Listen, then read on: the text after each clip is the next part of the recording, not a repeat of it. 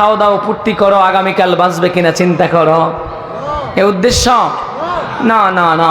আমার উস্তাদে মুহতারাম ফেনী ওলামা বাজার মাদ্রাসার সুনামজন্য শাইখুল হাদিস এবং মুহতামিম আল্লামা নুরুল ইসলাম আদিব সাহেব বারাকাল্লাহু ফি হায়াতিহি হযরত বলতেন, যে জাতি উদ্দেশ্য হারা ওই জাতি সর্বহারা। যার কোনো উদ্দেশ্য নাই তার কোনো গতিই নাই। এই দুনিয়ার জমিনে আপনি ব্যবসা করেন, উদ্দেশ্য আছে, চাকরি করেন, উদ্দেশ্য আছে, মাদ্রাসা দিয়েছেন, উদ্দেশ্য আছে, ইমামতি করে, উদ্দেশ্য আছে, আমি এই বায়ানের ময়দানে বসেছি, উদ্দেশ্য আছে, আপনারাও শোনার জন্য আসছেন, উদ্দেশ্য আছে না নাই? তাহলে পুরা আসমান জমিন যে আল্লাহ বানাইছেন ওনার উদ্দেশ্য আছে না নাই? কি উদ্দেশ্য? আল্লাহ তাআলা বলছেন, ওয়ামা খালাকাতুল জিন্না ওয়াল ইনসা ইল্লা লিয়াবুদুন। আল্লাহ তাআলা বলে, রে বনি আদম, আমি আল্লাহ রাব্বুল আলামিন তোমাদেরকে দুনিয়ার জমিনে পাঠাইছি একমাত্র আমার গোলামি করার জন্য। আল্লাহর গোলামি করার জন্য আল্লাহ এই জমিনে পাঠাইছে রে ভাই। এই দুনিয়ার জমিন থেকে আবার একদিন যাওয়া লাগবে। আজরাইল আলাইহিস সালাম তোমার আর আমার বিদায় ঘন্টা বাজিয়ে দিবে। এই জমিন থেকে আমাকে তোমাকে একদিন ইচ্ছাই হোক অনিচ্ছাই হোক যাওয়া লাগবে কি লাগবে না? দুনিয়ায় আসার সিরিয়াল আছে বন্ধু, যাওয়ার কোনো সিরিয়াল নাই। আমার দাদা আগে আসছে, তারপর আমার বাবা, তারপর আমি, তারপর আমার সন্তান। একটা সময় আসবে তার সন্তান হবে, কিয়ামত পর্যন্ত সিলসিলা জারি থাকবে, কিন্তু মৃত্যুর কোনো সিরিয়াল নাই রে বন্ধু। দাদা আগে আসছে, দাদা আগে যাবে, বিষয়টা এমন নয়। আমি আমার কথা বলি, আমার দাদা মারাত্মক অসুস্থ ছিলেন, অসুস্থ 104 বছর যখন হয়েছে মৃত্যু শয্যায় সেই তো আমরা চিন্তা করেছি দাদা মারা যাবে, একটা পারিবারিক কবরস্থান আমাদের তাড়াতাড়ি বান্ধা প্রয়োজন। দাদাকে উদ্দেশ্য করে আমরা পারিবারিক কবরস্থান বেঁধেছি, চতুর্পাশ দিয়ে ওয়াল করে দিয়েছি। আল্লাহু আকবার। এর পরেও আমার দাদা আরো 6 বছর বেঁচে 110 বছরে আমার দাদা ইন্তেকাল করেছে। যেই দাদার জন্য কবরস্থান বেঁধেছি ওই দাদার আগে আমার চাচাতো ভাই, 5 বছরের আমার চাচাতো ভাই, আবার 7 বছরের আরেকটা চাচাতো ভাই এর আগেই যায় কবরস্থানের মধ্যে জায়গা করে নিয়েছে।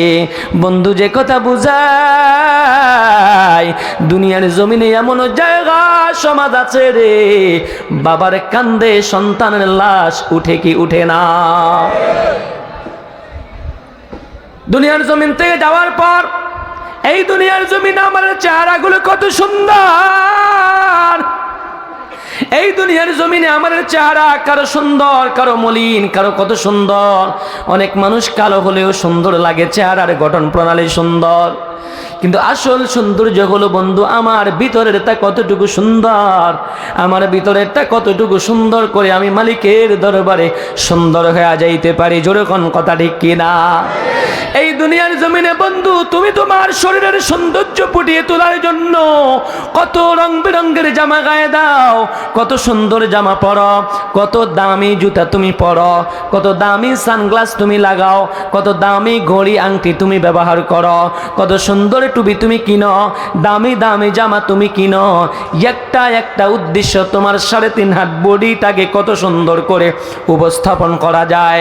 আমি আজকে আপনাদের সামনে কোরআনে কারীমের 4th পারার সূরা আলে ইমরানের 106-7 নম্বর আয়াতে কারীমা তেলাওয়াত করেছি। আল্লাহ তাআলা আয়াতের মধ্যে বলে, বান্দারে ইয়াউমা তাবিয়াদ্দু ওয়ুজুহু ওয়া তাসওয়াদ্দু ওয়ুজুহ, ওই দিনকে স্মরণ করো, ওই দিনকে স্মরণ করো যেদিন মালিকের সামনে আল্লাহর দরবারে কারো চেহারা সুন্দর হবে আর কারো চেহারা মলিন হয়ে যাবে। বলেন না ওই দিন আসবে কি আসবে না? ওই দিনটার নাম কি? কিয়ামত, হাসরের ময়দান। ওই দিন এমন আসবে, আল্লাহ বলেন ইয়াউমা তাবিয়াদ্দু ওয়ুজুহু ওয়া তাসওয়াদ্দু ওয়ুজুহ, ওই দিনটাকে স্মরণ করো যেদিন কারো চেহারার মধ্যে লাবণ্যতা থাকবে, কারো চেহারার মধ্যে কৃষ্ণতা থাকবে, কারো চেহারার মধ্যে সৌন্দর্য ফুটে উঠবে, কারো চেহারার মধ্যে সৌন্দর্য থাকবে না, কারো চেহারার মধ্যে হাস্যাস বাশ্বাস থাকবে, কারো চেহারার মধ্যে গাম্ভীর্য থাকবে, কারো চেহারা এভাবে মলিন হয়ে যাবে, আর কারো চেহারা সূর্যের মতো উজ্জ্বল হয়ে যাবে। বলেন এমন একটা দিন আসবে কি আসবে না? আল্লাহু আকবার। দিনটা কি? তাফসীরে নূরুল কোরআনের মধ্যে আয়াতের ব্যাখ্যায় মুফাসসিরিনগণ লেখেন, আল্লাহু আকবার, আল্লাহু আকবার, আল্লাহু আকবার। এমন একটা দিন আসবে কারো চেহারা উজ্জ্বল হবে, কারো চেহারা কালো হবে। আল্লাহ আয়াতের পরের অংশে বলেন, ফাআম্মাল্লাযীনা আসওয়াদ্দাত ওয়ুজুহুহুম আকাফারতুম বা'দা ঈমানিকুম ফাযূকুল আযাবা বিমা কুনতুম তাকফুরুন।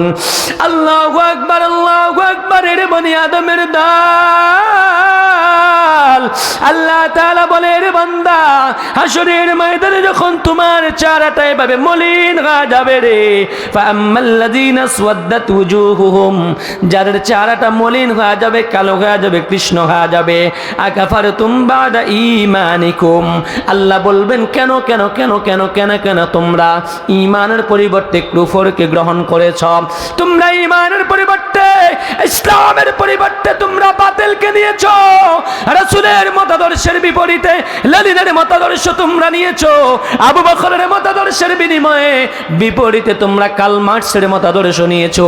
আল্লাহু আকবার, আল্লাহু আকবার। এরপরে আল্লাহ বলবেন, ফাযূকুল আযাবা বিমা কুনতুম তাকফুরুন। আল্লাহ তাআলা বলবে, রে বনি আদম, সুতরাং তোমার কুফরের কারণে অন্যায় তুমি করেছো, শাস্তি পেতেই হবে তোমাকে। এবার বুঝো আমার শাস্তি কত মজা, আমার শাস্তির মজা এবার নিতে থাকো। আল্লাহু আকবার। বন্ধু, আয়াতের শুরুতে যাই।